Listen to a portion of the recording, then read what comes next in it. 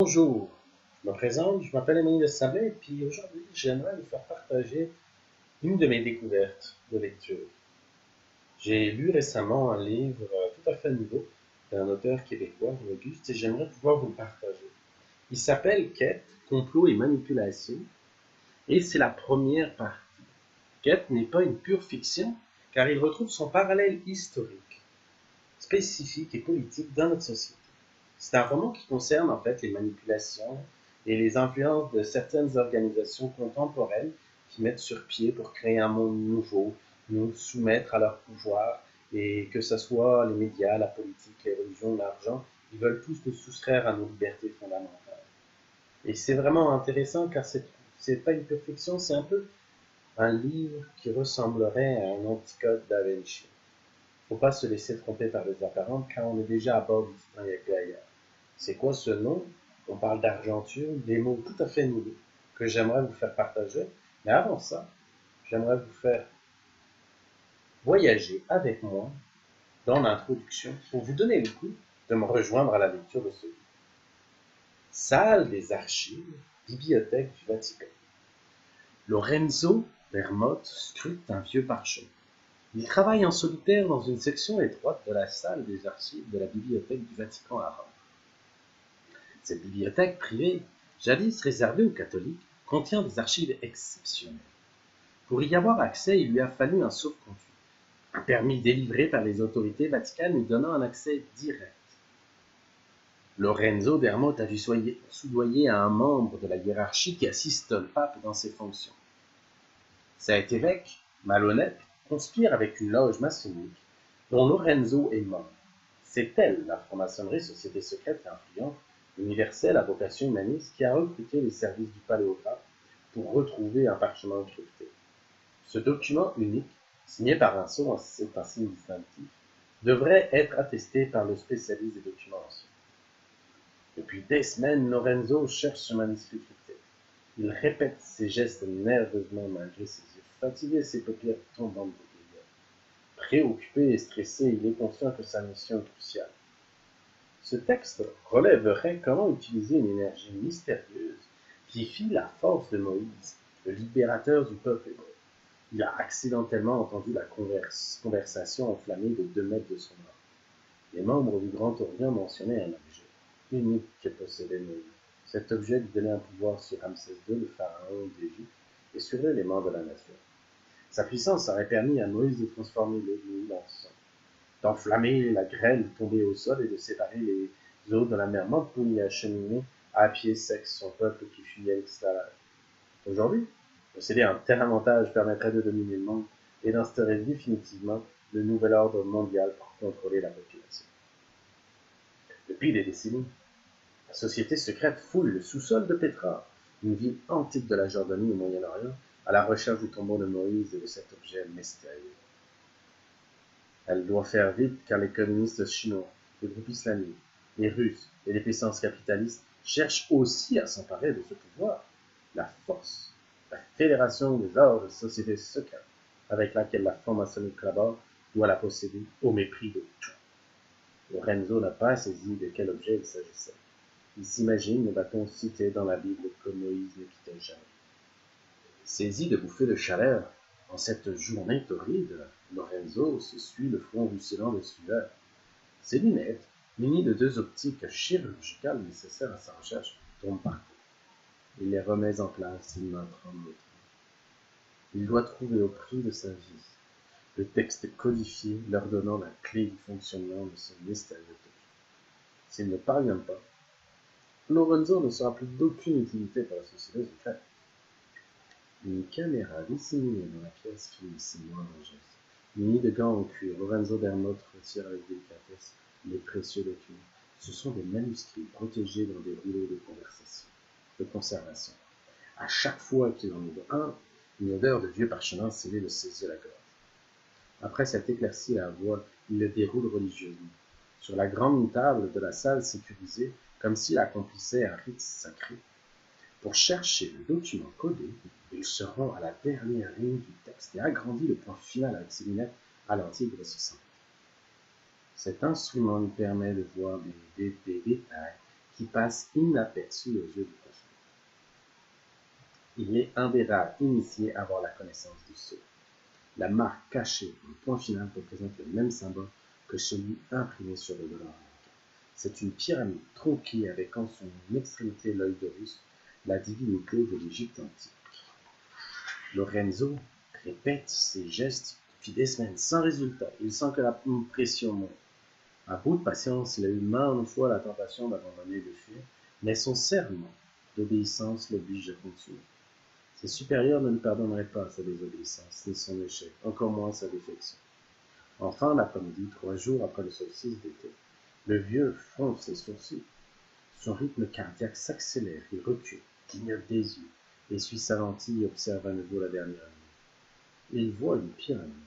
C'est le sceau. En joie, ne croyant pas ses yeux, il se concentre et revérifie le point final. C'est bien la pyramide tronquée au sommet de la Houveuse. Enfin, j'ai le document en main, dit-il, la voix étranglée par l'émotion. Il s'imagine l'épée de Damoclès au-dessus de sa tête et craint que cette découverte provoquera pour lui et pour l'humanité. Il s'imagine l'épée de Damoclès au-dessus de sa tête et craint ce que cette découverte provoquera pour lui et pour l'humanité. Malgré l'interdiction formelle de décrypter le code secret, Lorenzo ne peut résister. Toujours en sueur, il prend sa tablette intelligente, qu'il manie gauchement et écrit de façon maladroite des mots sélectionnés dans les textes selon une séquence précise. Il relie les mots qui forment un texte cohérent, celui qui trouve sur la pyramide ancestrale, sous le tombeau de Moïse, s'approprie en tout genre. La vibration de son mobile le fait sursauter. Il regarde sa boîte courriel. Sophie, une grecque, vient de lui laisser un message texte. Son cœur bat à tout rompre et lui brûle la poitrine. Il estime sans compter cette collaboratrice, sa cadette en âge. Cette spécialiste des textes anciens, enrôlée comme lui par la fosse, œuvre non loin à la bibliothèque de Christelle, Condolfo, à 35 km au sud de Rome. Cette bibliothèque, riche de 22 000 volumes, possède des œuvres rares de Copernic, Galilée, Newton, Kepler, Brahe, Fabius Secchi. La fosse est certaine que ces savants ont compris comment fonctionne l'énergie appelée par Socrate la maiotica. Cette énergie accouche les esprits d'une science mystérieuse. Ceux qui sont irradiés par elle sont transformés à jamais. Elle ressemblerait à l'illumination bouddhiste, pense la fosse. Ces savants auraient volontairement camouflé leur secret par peur d'être condamnés par les autorités religieuses ou pris en otage par les pouvoirs politiques. Sophie doit en extirper le secret.